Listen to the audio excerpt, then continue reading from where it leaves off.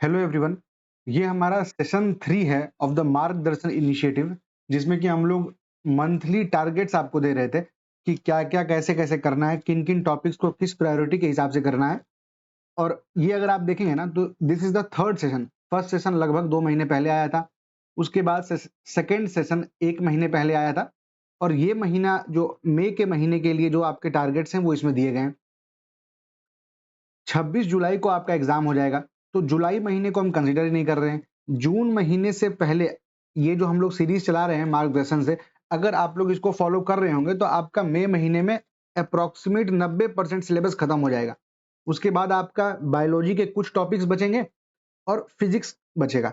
इसके अलावा आपका ऑलमोस्ट सब कुछ खत्म हो चुका है। ये हमारा टारगेट था फर्स्ट सेशन का। ये टारगेट था हमारा सेकंड सेशन का, जिसमें कि हम लोग प्रॉपर उसको डिस्ट्रीब्यूट करके भी दिए थे। इस सेशन में हम लोग क्या-क्या कवर करने वाले हैं ना, उससे पहले एक बार ये देख लेते हैं कि एक आइडियल दिन में आप लोगों का क्या रहना चाहिए। मतलब अगर आप फुल टाइम एस्पिरेंट हैं, तो लगभग आपको अभी 9 से 10 घंटे तो पढ़ने ही चाहिए। अब हम यहाँ पर मान लो 10 से 11 घंटे पढ़े हैं, 10 से 11 घंटे लिखे हैं। आप 8, 9, 10 इस रेंज में कहीं भी आप जितना एफर्ट जब डाल सकते हैं, कभी कुछ ऐसा इमरजेंसी आएगा तो नहीं हो पाएगा पढ़ाई। किसी दिन खराब मतलब मन खराब रहेगा तो आप पढ़ नहीं पाएंगे। पर कोशिश करिए कि एवरेज में 10 घंटे अभी देने का। डेली सवेरे 2 घंटे रिवीजन कीजिए। अब क्योंकि हम लोग का ऑलमोस्ट काफी इंपॉर्टेंट टॉपिक जैसे आप देखेंगे तो बायोलॉजी के बहुत मेजर टॉपिक्स खत्म हो चुके हैं, वर्ल्ड मैपिंग खत्म हो चुका है, एंशिएंट का कुछ पार्ट खत्म हो चुका है, मॉडर्न हिस्ट्री 66% ओवर हो चुका है। तो इन सब को रिवाइज करते रहना है, तो डेली 2 घंटे रिवाइज कीजिए। सिलेक्शन पढ़ने से होता ही नहीं है, सिलेक्शन सिर्फ और सिर्फ रिवीजन से होता है। तो वो आप कम से कम अपने हिस्से का आपका जो रिवीजन है उसको आप डेली करिए, 1.5 से 2 घंटे कम से कम। करंट अफेयर 1 से 1.5 घंटे, कल ही इस चैनल पर एक करंट अफेयर का वीडियो डाला गया है, आप उसको देख करके आप अपने हिसाब से करंट अफेयर स्टार्ट कर सकते हैं। और उसके बाद 2 सिटिंग रखिए 3 से 4 घंटे का। ये आप मतलब एक मोटा-मोटा फ्रेमवर्क लेके चलेंगे तो आपका अच्छा खासा टाइम आप देखिएगा कि डिवोट हो जाएगा और आपको दिखेगा कि चीजें खत्म होते जा रही हैं आप जैसे-जैसे आगे बढ़ रहे हैं। इस मंथ के टारगेट्स में ना हम लोग मॉडर्न हिस्ट्री का जो थर्ड पार्ट रह गया था वो करेंगे, केमिस्ट्री करेंगे, पॉलिटी करेंगे, मेडाइवल हिस्ट्री के 3 टॉपिक्स करेंगे, एंशिएंट हिस्ट्री के कुछ टॉपिक्स और इंडियन ज्योग्राफी। आगे बढ़ के देखते हैं। एंशिएंट हिस्ट्री का आप देखिएगा तो ये वाला जो स्टोन एज, आईवीसी, वैदिक, बुद्धिज्म, जैनिज्म, ये हमारा पहले से हो चुका है। इस बार मतलब इस महीने हम लोग क्या करेंगे, जो आपका महाजनपद वाला पार्ट है, ग्रीक इन्वेजन, मौर्यन एम्पायर, ये कहाँ से करना है आपको, उसके लिए आप एक हिस्ट्री वाला जो सोर्स वीडियो है वहां से आप देख सकते हैं। वैसे आप किसी भी आप मान लीजिए अगर ऑनलाइन सोर्स से कीजिए, अगर आपको किस वीडियो से देखना है तो वो आप इसी के मतलब आप देखेंगे तो 105 प्लस का जो प्लेलिस्ट है उसमें आप हिस्ट्री वाला सेगमेंट में जाकर के वीडियो देख सकते हैं। गुप्ता पोस्ट गुप्ता, ये आपको घटना चक्र से बनाना है पीवाईक्यू। और जो साउथ इंडिया वाला है ये केवल तर्कस से बना करके आप आगे बढ़ सकते हैं। उसके लिए आपको संगम पीरियड के लिए आप केवल तर्कस बना लें और बाकी के लिए आप घटना चक्र से अच्छे से कंप्लीट कर लें। दूसरा रहा आपका बात मेडाइवल का, तो मेडाइवल में मुगल्स हम लोग अच्छे से कर चुके हैं।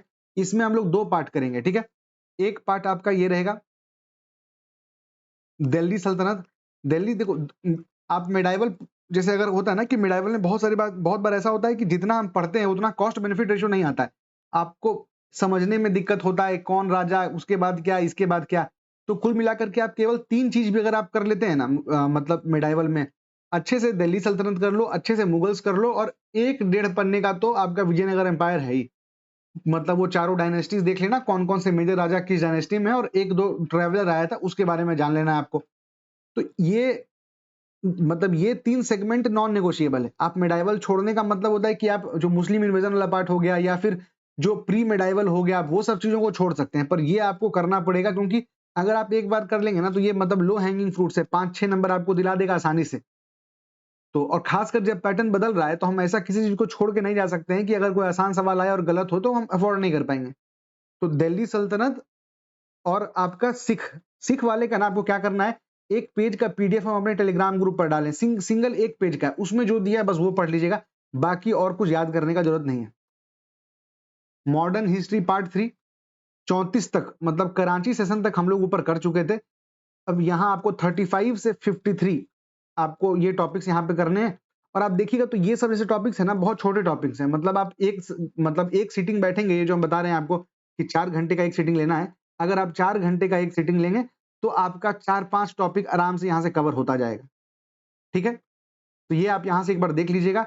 जो बुक्स एंड ऑथर्स वाला पार्ट है उसके लिए आपको टेलीग्राम पर पीडीएफ डाल दिया गया है, आप खोलिएगा, सर्च कीजिएगा फाइल वाले सेक्शन में जाकर के बुक्स एंड ऑथर्स, उसमें आपको क्लियरली मतलब ना पूरा डिमार्केट करके, ताकि कंफ्यूजन क्लियर टाइप का है। जैसे एग्जांपल सब देखो, यंग इंडिया कौन लिखे, तो महात्मा गांधी लिखे। अब इससे इंडिया इंडिया से हमको कंफ्यूजन होता है, तो सारे इंडिया यहीं पर ले आए। न्यू इंडिया कौन लिखा, मदर इंडिया कौन लिखा, इटर्नल इंडिया कौन लिखा, अनहैप्पी इंडिया कौन लिखा, फ्री इंडिया कौन लिखा, इंडिया डिवाइडेड कौन लिखा। फिर आप इंडियन ओपिनियन पढ़े महात्मा गांधी का, तो फिर ये इंडियन वर्ड से इंडियन स्ट्रगल, इंडियन मुसलमान, Indian mirror, Indian sociologist, Indian nation, इस तरीके से सारे आप थ्रू आउट जो पीडीएफ है ना, ऐसा है कि आपको मतलब आप एक बार पढ़ेंगे तो 3-4 बार आपका रिवाइज हो जाएगा, क्योंकि सेम चीजें बार बार रिपीट होंगी। ये आपको यहां तक कर लेना है। फिर हम कह रहे हैं कि आपका अगर मान लेते हैं कि किसी दिन कुछ समय खराब रहा आपका, मतलब कुछ हो गया फैमिली में, या फिर आपका मन नहीं है पढ़ने का, ऐसा कुछ होता है, तो अगर आप 3-4 घंटे ही पढ़ पा रहे हैं तो आप कोशिश कीजिएगा कि आप अपना रिवीजन को नहीं छोड़ें। ये जो रिवीजन है आपका, वो रिवीजन अभी करते रहिए, क्योंकि आप पहले पूरा मॉडर्न पढ़ चुके हैं, आपका 66% लगभग। बायोलॉजी का बहुत इंपॉर्टेंट सेगमेंट आप पढ़ चुके हैं, डिजीजेज, प्लांट फिजियोलॉजी, एनिमल वाला सब खत्म हो चुका है आपका। तो रिवाइज उसको बस करते रहिए। अगर किसी दिन पढ़ाई छूट भी जाता है तो बस कोशिश कीजिए करंट अफेयर रिवीजन एक सीटिंग कर लें, और फिर मतलब अगर दूसरा सीटिंग नहीं हो पाया, कोई दिक्कत है तो कोई बात नहीं। ठीक है, ये काम हो गया। मॉडर्न हिस्ट्री तक देख लिए। फिर पॉलिटी, इस महीने देखो एक बात बताते हैं, पॉलिटी में आपको कम से कम 12 से 15 सवाल देखने को मिलेगा एग्जाम में।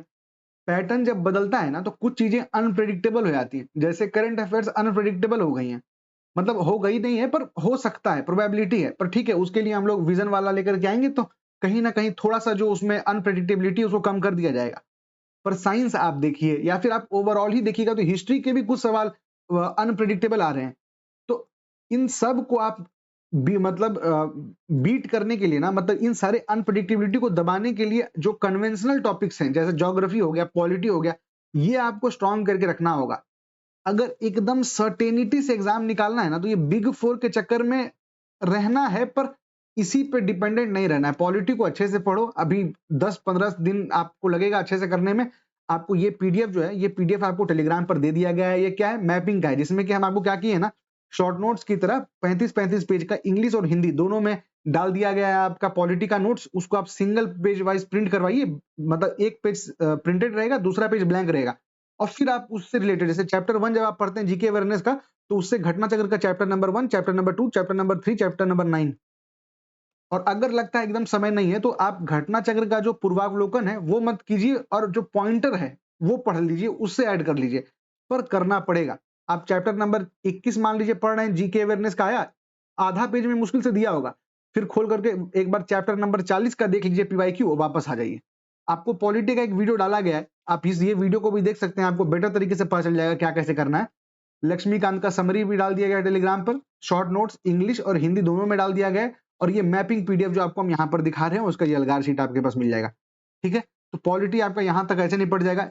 इंडियन ज्योग्राफी देखिए, वर्ल्ड मैपिंग हम लोग पहले कर चुके हैं, अब इंडियन ज्योग्राफी की बारी है। इंडियन ज्योग्राफी 4 से 4.5 घंटे का ये वीडियो है। अभी भी आप देखेंगे ना, जो ईडीओ का पेपर आया था, 4 घंटे के पेपर में आप देखिएगा तो 7 सवाल आया, मतलब 4.5 घंटे के वीडियो में एक सीटिंग। ये फेज 1 का है, फेज 2 फेज 3 करने का टाइम नहीं मिला हमको, पर उसमें भी उसमें सवाल कम थे, पर फिर भी जो थे उसका लगभग 80 से 90% उससे लड़ा है। तो देखिए मतलब 7 सवाल पेपर फेज 1 से लड़ा है। तो कुल मतलब, और ऐसा नहीं कि हम कहीं अलग से पढ़ाएं, वही एनसीईआरटी है भाई, वही घटना चक्र है, उन सबको मिला करके पीवाईक्यू बेस्ड में बीपीएससी जैसे करवाती है वैसे करवा दिया गया है। तो आप इस वीडियो को देख लीजिए, टेलीग्राम पर आपको ये पीडीएफ मिल जाएगा, इस पीडीएफ को प्रिंट करवाना हो प्रिंट करवा लीजिए, और आराम से इसके साथ देख करके आप 2 बार भी अगर आप देख लेंगे ना, 2x पर देख लो, 1.5x पे देख लो, तो काम हो जाएगा। इतना कर लीजिए।